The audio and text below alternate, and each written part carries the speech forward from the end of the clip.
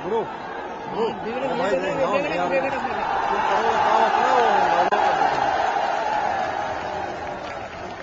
भारत माता की, भारत माता की।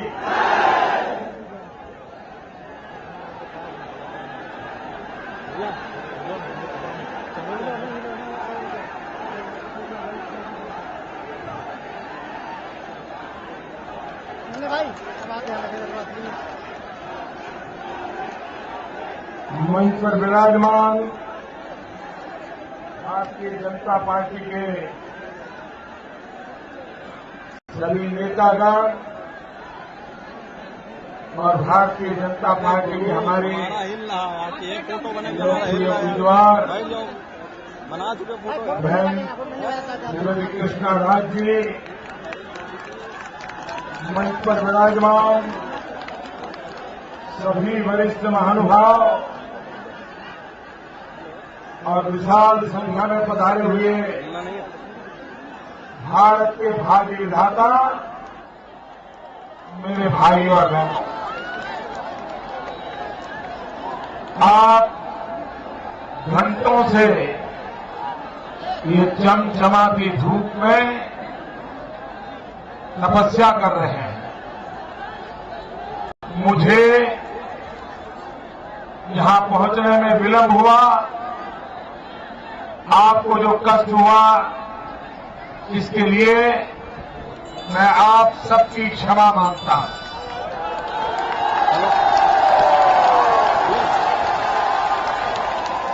भाई बहनों, चला जाएगा ना, जयमर आया है सर। आज अब देखिए, अब आएगा भी। भारत के संविधान निर्माता, भारत रत्न चालू कर दिया। पूज्य बाबा साहब आंबेडकर की जन्म जयंती है। आया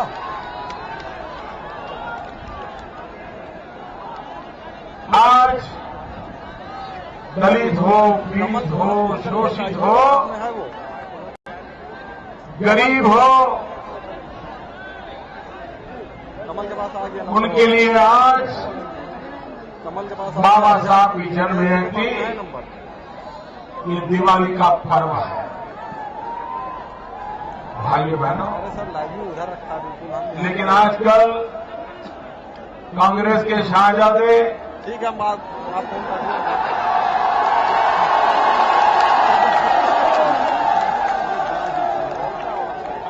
जिन्हें न भारत के भूतकाल का पता है,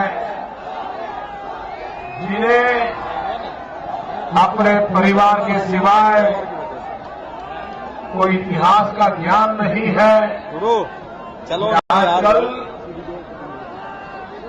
सुबह शाम बाबा साहब आंबेडकर को अपमानित करते हैं, ऐसी भाषा का प्रयोग करते हैं जैसे बाबा साहब आंबेडकर का कोई वजूद ही नहीं था। भाइयों बहनों, बाबा साहब आंबेडकर ने हमें हर प्रकार के हक दिए, हर प्रकार के अधिकार दिए। संविधान हिंदुस्तान के हर नागरिक के हकों के अधिकारों की रक्षा करता है। लेकिन भाइयों बहनों, ये शाहजादे जी सुबह शाम कहते हैं ये कानून हमने दिया, ये एक्ट हमने दिया, ये रूल हमने बनाया। भाइयों बहनों, इससे बड़ा बाबा साहब आंबेडकर का कोई अपमान नहीं हो सकता है। हकीकत तो ये है, बाबा साहब आंबेडकर ने हमें जो हक दिए हैं, अगर उन सारे हकों का ये दिल्ली में बैठी कांग्रेस सरकार ने ईमानदारी से अमल किया होता, आज मेरे देश के दलितों की, पीड़ितों की, शोषितों की, आदिवासियों की, मछुआरों की, गरीबों की ये हालत ना हुई होती। भाई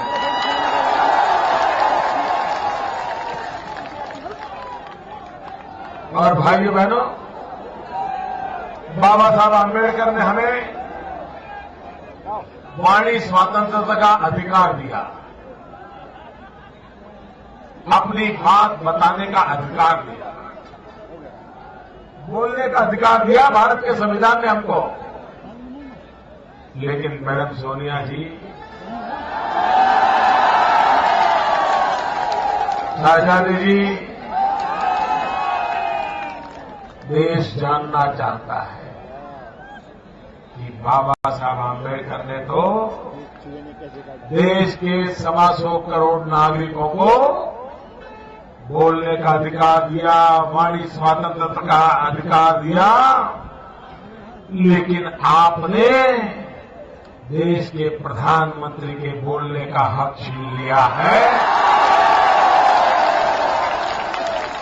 आपने तो देश के प्रधानमंत्री के मुंह पे ताला लगा दिया है। देश जरा जानना चाहता है। भाइयों बहनों, मैं कभी कभी सोचता हूं, अगर बाबा साहब आंबेडकर न होते, अगर हमारे नसीब में ऐसा संविधान न होता, तो मेरे जैसा जगती पिछड़े परिवार में पैदा हुआ व्यक्ति आज आपके बीच में खड़ा न होता। ये बाबा साहब आंबेडकर की, भारत के संविधान की कृपा है कि एक चाय बेचने वाला बच्चा आज आपके सामने खड़ा है। और यही तो लोकतंत्र की ताकत होती है। भाइयों बहनों, आज मैं मेरा कांग्रेस पार्टी का, समाजवादी पार्टी का, बहुजन समाज पार्टी का, इन सबका जरा हिसाब मांगना चाहता हूं। सबका, सयाने सपा, बहुजन बसपा, बायाने कांग्रेस, ये सबका। देखो भाइयों बहनों, इतने दिनों से यहां सरकारें चला रहे हैं,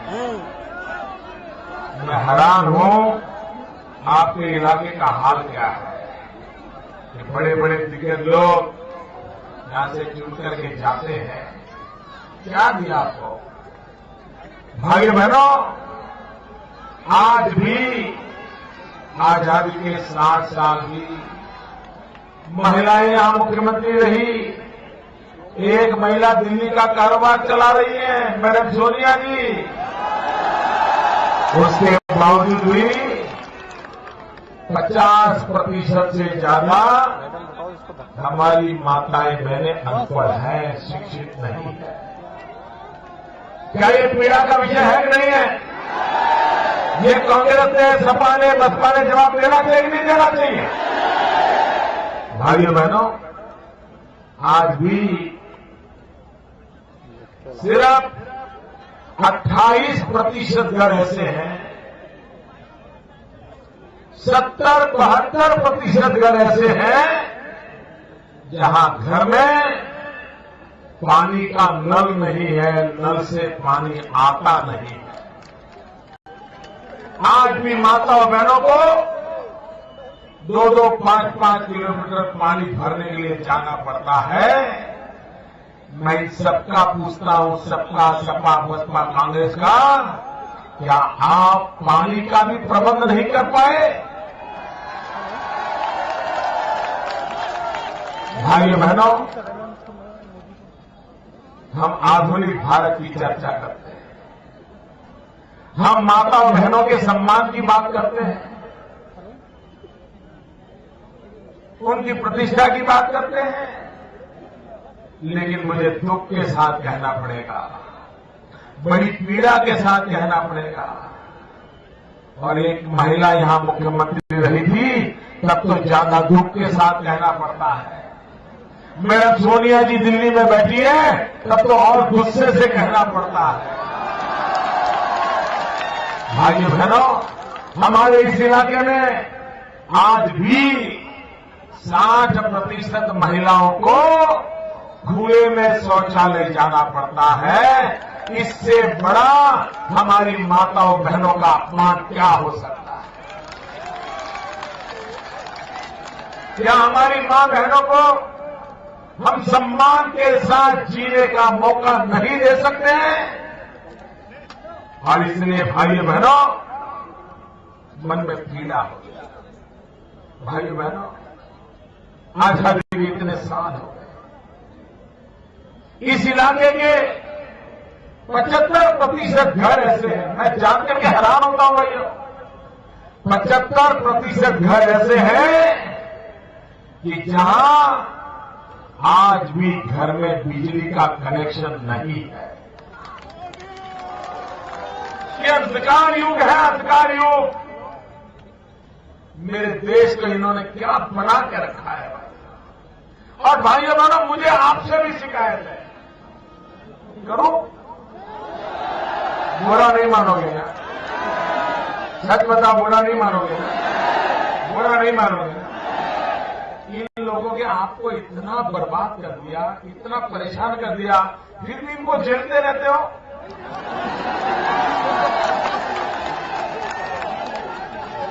ऐसे कैसे लोग हैं आप?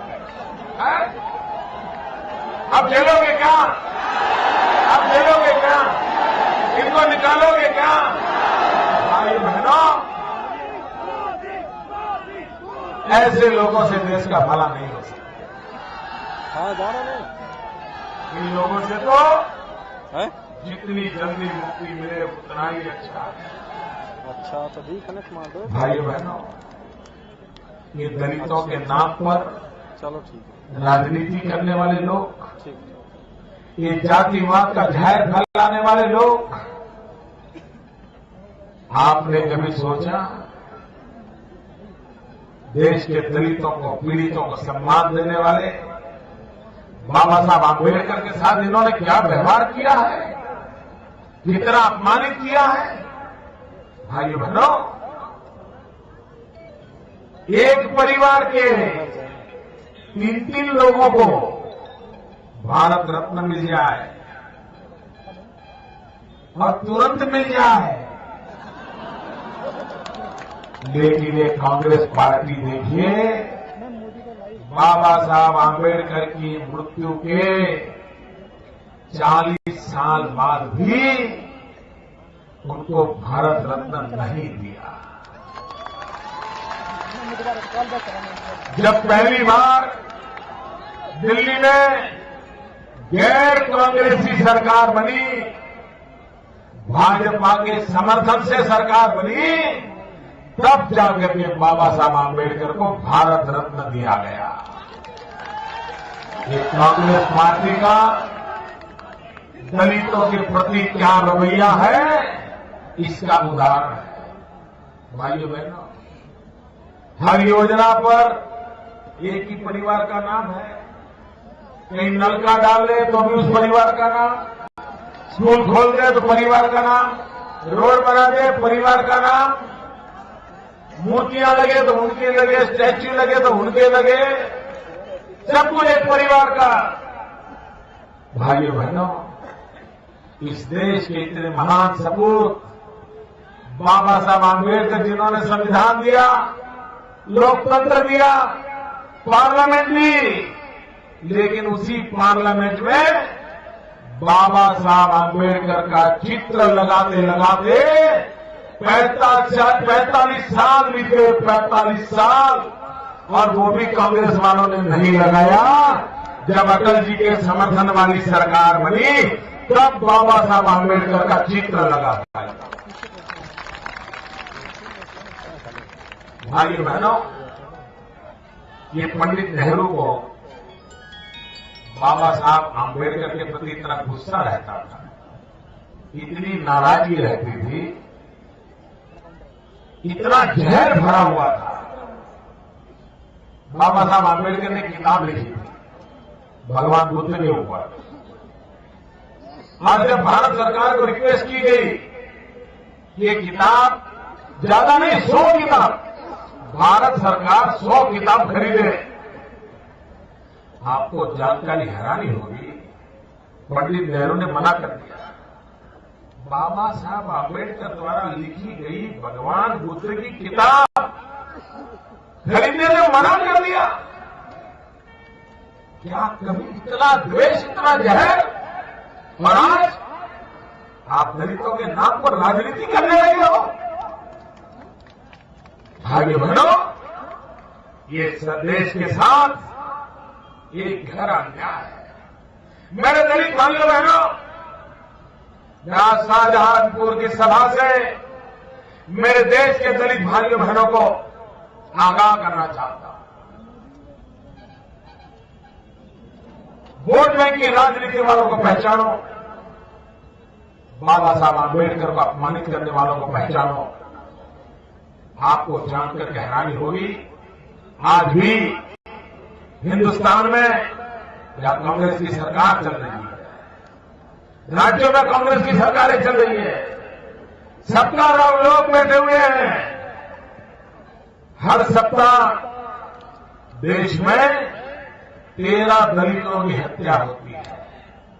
हर सप्ताह 6 दलितों का अपहरण होता है। हर सप्ताह 21 दलित महिलाओं पर बलात्कार होता है। हर सप्ताह 5 दलितों के घरों को आग लगा दी जाती है।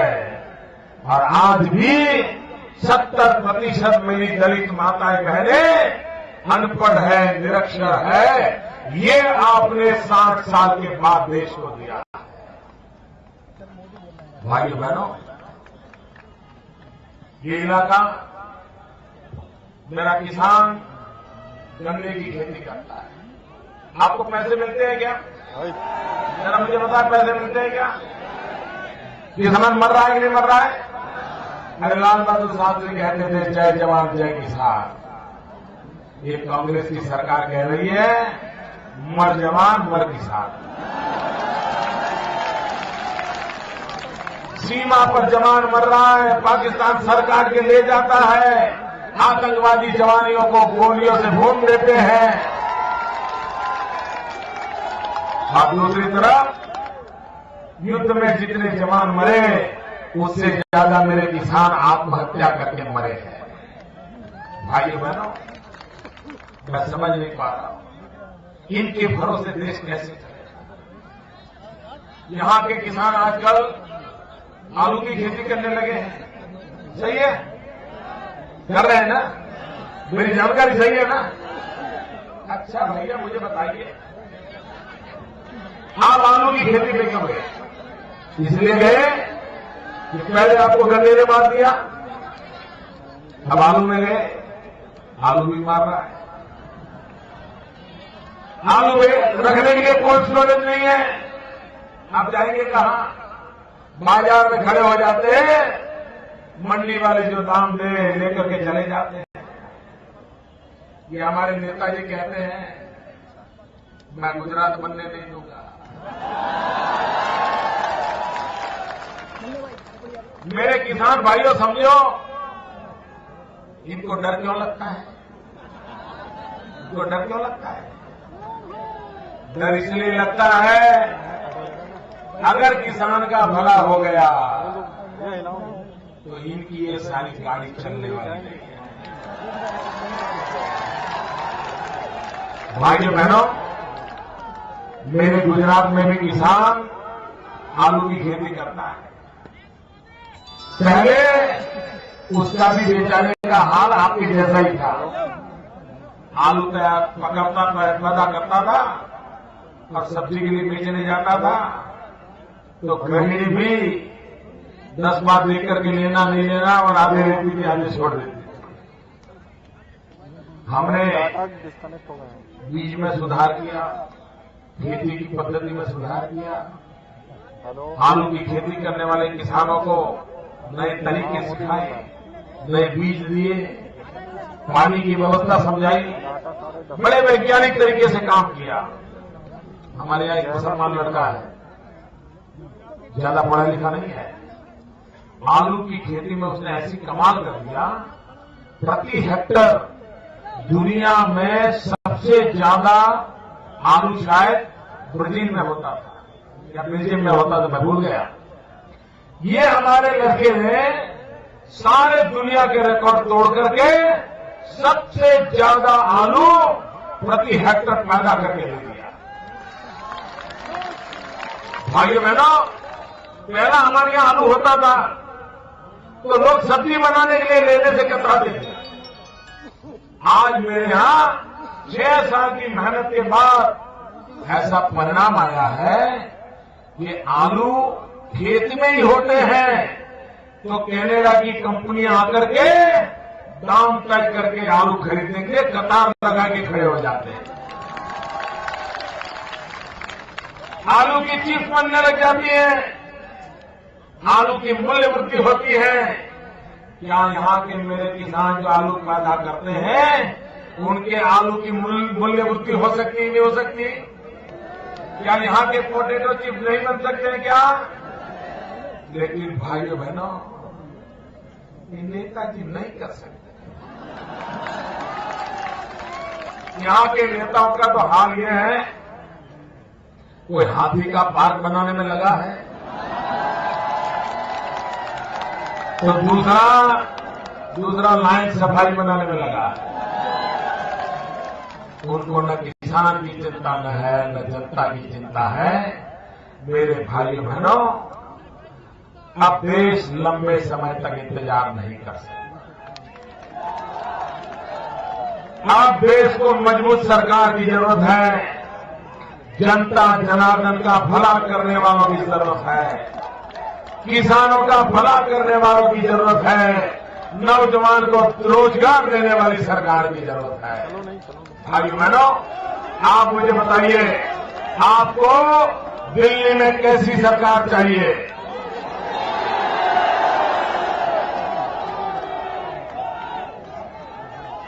आपको दिल्ली में कैसी सरकार चाहिए? अरे मेरे भाई बहन, मेरा सवाल तो समझो। मैं पूछ रहा हूं कैसी सरकार चाहिए? मैं किसकी सरकार नहीं पूछ रहा हूं। भाई बहनों, देश को अब अस्पताल में पड़ी हुई सरकार नहीं चाहिए। देश को अब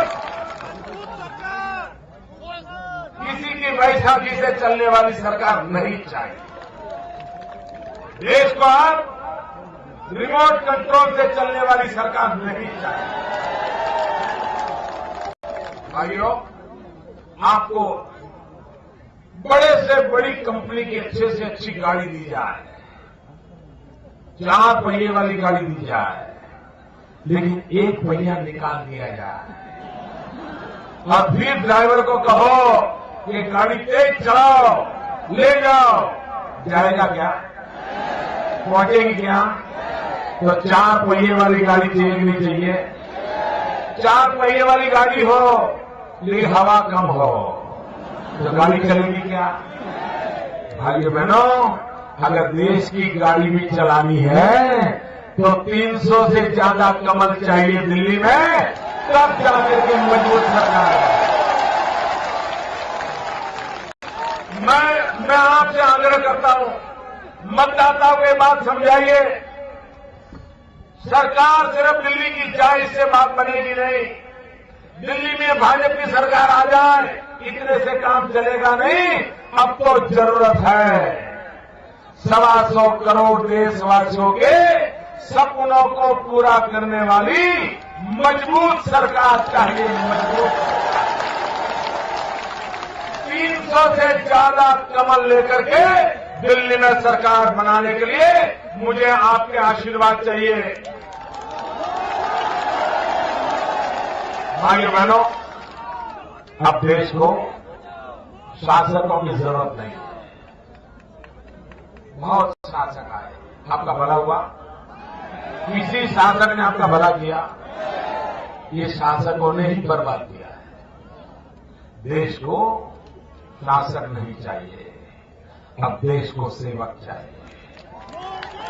देश को सेवक चाहिए। और भाइयों बहनों, मैं आपकी सेवा के लिए आया। आपने 60 साल इनको दिए हैं, मुझे सिर्फ 60 महीने दिए। ये आपके 60 साल बर्बाद कर चुके हैं। मैं 60 महीने में आपकी जिंदगी बदलने का इरादा लेकर आया। साल में देश को बर्बाद कर दिया है। मैं 7 महीने में इस बर्बादी से मुक्ति दिलाने आया।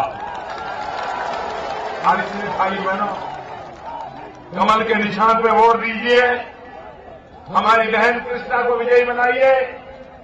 भारतीय जनता पार्टी का पूरे उत्तर प्रदेश में कमल खिला दीजिए और उत्तर प्रदेश इस देश को मजबूत सरकार देगा। भारत माता की, भारत माता की, भारत माता की, भारत माता की।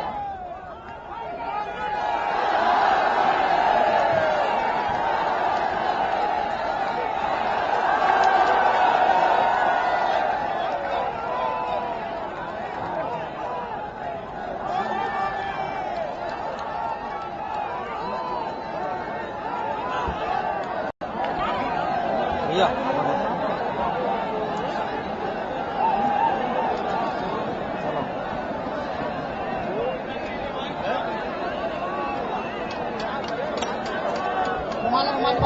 हमारे राष्ट्रीय नेता माननीय नरेंद्र मोदी जी को विचारों को सुनकर के यहाँ से संकल्पित होकर के आप जा रहे हैं और 17 तारीख को भारतीय जनता पार्टी के चुनाव चिन्ह कमल के निशान पर बटन दबाने का काम करना और कृष्णा राज जी को जिताने का काम करना। आप सब यहाँ आए, आपने सहयोग दिया। एक दूसरे को टच न करें, बहुत भारी सैलाब है, लाखों की भीड़ माननीय नरेंद्र मोदी जी को सुनने के लिए आई। मैं सभी अपने सलाहकार पत्रकार बंधुओं, भाई और बहनों सभी का हृदय से आभार करते हुए इस मीटिंग की समाप्ति की घोषणा। काहे आ गए हो?